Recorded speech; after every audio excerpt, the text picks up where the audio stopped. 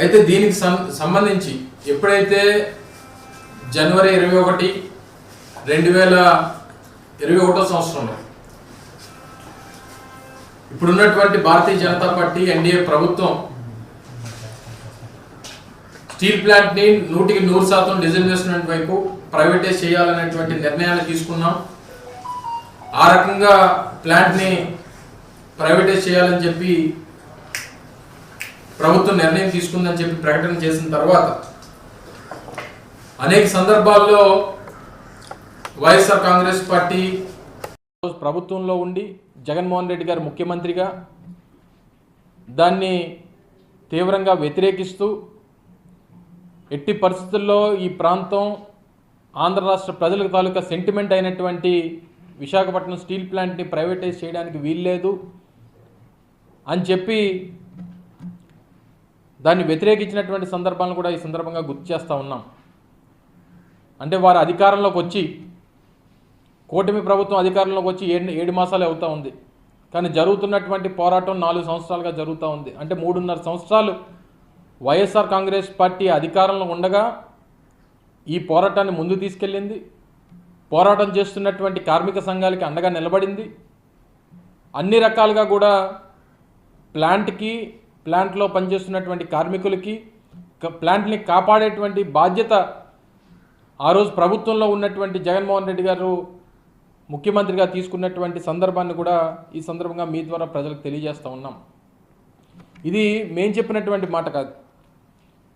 నిన్న కేంద్ర మంత్రి కుమారస్వామి గారు వారు ఇచ్చినటువంటి ప్రెస్ బ్రీఫింగ్లో 2018, 19, 2021, 22, 2021 2 సంవత్సరాలు కూడా స్టీల్ ప్లాంట్ లాభాల్లోకి వచ్చింది.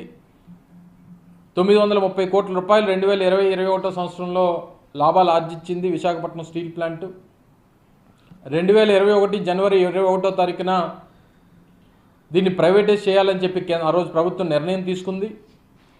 తీసుకున్నటువంటి నిర్ణయాన్ని ఏదైతే స్టీల్ ప్లాంట్కి సంబంధించినటువంటి డిజిన్వెస్ట్మెంట్ కోసం తీసుకున్నటువంటి నిర్ణయాన్ని అప్పుడున్నటువంటి ప్రభుత్వం తీవ్రంగా వ్యతిరేకించింది. వ్యతిరేకించి అదే సంవత్సరం మార్చిలో జరిగినటువంటి శాసనసభ సమావేశాల్లో ఎట్టి పరిస్థితుల్లో విశాఖపట్నం స్టీల్ ప్లాంట్ ప్రైవేటైజ్ చేయడానికి వీల్లేదు అని చెప్పి శాసనసభ కూడా ఒక తీర్మానం చేసి పంపించింది అనేటువంటి విషయాన్ని కూడా నిన్న వారు మాట్లాడినప్పుడు చెప్పడం జరిగింది. మీరు అందరూ కూడా చూస్తున్నారు. ఆ రోజు జరిగినటువంటి శాసనసభలో జరిగినటువంటి చర్చలో కూడా అప్పుడున్నటువంటి మా పరిశ్రమల శాఖ మంత్రి గౌతమ్ రెడ్డి గారు ఆ తీర్మానాన్ని ప్రవేశపెడితే ఆ తీర్మానాన్ని బలపరుస్తూ మాట్లాడినటువంటి అవకాశం కూడా ఆ రోజు శాసనసభలో నేనే దాన్ని బలపరుస్తూ మాట్లాడడం, దాని తర్వాత శాసనసభ దాన్ని ఆమోదించినటువంటి ఆ తీర్మానాన్ని కేంద్ర ప్రభుత్వానికి పంపించి ఇది రాష్ట్ర ప్రజల తాలూకా ఉద్దేశం, రాష్ట్ర శాసనసభ రాష్ట్ర ప్రజలు 5 కోట్ల మంది ప్రజల తాలూకా ఉద్దేశం ప్రైవేటైజ్ చేయడానికి వీల్లేదు అని చెప్పి ఏదైతే చెప్పినటువంటి దాని ప్రకారం ఆ రోజు నుంచి ఆ పూర్తి స్థాయి ఒత్తిడి మాకు ఆ రోజు ప్రభుత్వం నుంచి ఉంది అనేటువంటి విషయాన్ని కూడా నిన్న కుమారస్వామి గారు వారి మాటల్లో చెప్పినటువంటి విషయాన్ని మరొకసారి గుర్తు చేస్తూ ఉన్నాం. అయితే ఇంతమంది ప్రాణత్యాగాలతో స్టీల్ ప్లాంట్ని ఆ రోజు ఏర్పాటు చేసుకున్నప్పుడు జరిగినటువంటి పోరాటంలో చేసినటువంటి ప్రాణత్యాగాలు, ఈ ప్రాంత ప్రజల తాలూకా సెంటిమెంటు, ఇంత పెద్ద ఎత్తున జరుగుతున్నటువంటి ఈ పోరాటంలో ఏదైతే ప్లాంట్ కార్మికులు కానీ లేదా ఈ ప్రాంత ప్రజలు కానీ అందరూ ఏదైతే కోరుకున్నారో, ఏదైతే ఆశించారో 7.2 మిలియన్ టన్ కెపాసిటీ ఉన్నటువంటి ప్లాంట్ ఈరోజు కేవలం 4.1, 4.2 మిలియన్ టన్ కెపాసిటీతో ఈరోజు పనిచేస్తూ ఉంది. 20,000 మంది కార్మికులు ఉండాల్సినటువంటి కెపాసిటీ ఈరోజు కేవలం 12,000, 11,000తో నడుస్తూ ఉంది. ఒక పక్క 11,440 కోట్ల రూపాయలు ప్యాకేజ్ ఇస్తున్నామని చెప్తా ఉన్నారు. గతంలో ఒక 500 కోట్ల రూపాయలు ఒక 4-5 నెలల క్రితం 500 కోట్ల రూపాయలు ప్యాకేజ్ ఇస్తే అది కొంత జీఎస్టీకి వెళ్ళిపోయింది. ప్లాంట్లో ఉన్నటువంటి కార్మికుల తాలూకా పిఎఫ్ డబ్బు కానీ లేదా థ్రిఫ్ట్ సొసైటీకి సంబంధించినటువంటి డబ్బు కానీ ఇదొక 1,100 కోట్ల రూపాయలు ఉంటే దీన్ని బ్యాంకులకు చెల్లించేటువంటి కార్యక్రమం చేశారు. నాకున్నటువంటి సమాచారం మేరకు ఈ 1100 కార్మికులకు సంబంధించినటువంటి డబ్బు కానీ, లేదా గతంలో ఒక 500 కోట్ల రూపాయలు ఇచ్చినటువంటి 1600 కోట్ల రూపాయలు కూడా ఈ ప్రకటించినటువంటి 11,440 కోట్ల రూపాయల్లో మినహాయించుకొని 9,800 కోట్ల రూపాయలు ప్యాకేజీ ఇవ్వబోతా ఉన్నారన్నటువంటిది మాకున్నటువంటి సమాచారం. మరి గతంలో ఇంత 1600 కోట్ల రూపాయలు వచ్చినటువంటి డబ్బు ఇచ్చినప్పుడే మీరు కార్మికులకి గతం నుంచి 3 నెలల నుంచి జీతాలు లేవు, పూర్తి స్థాయి నడవాల్సినటువంటి ప్లాంట్ పూర్తి కెపాసిటీలో నడవట్లేదు.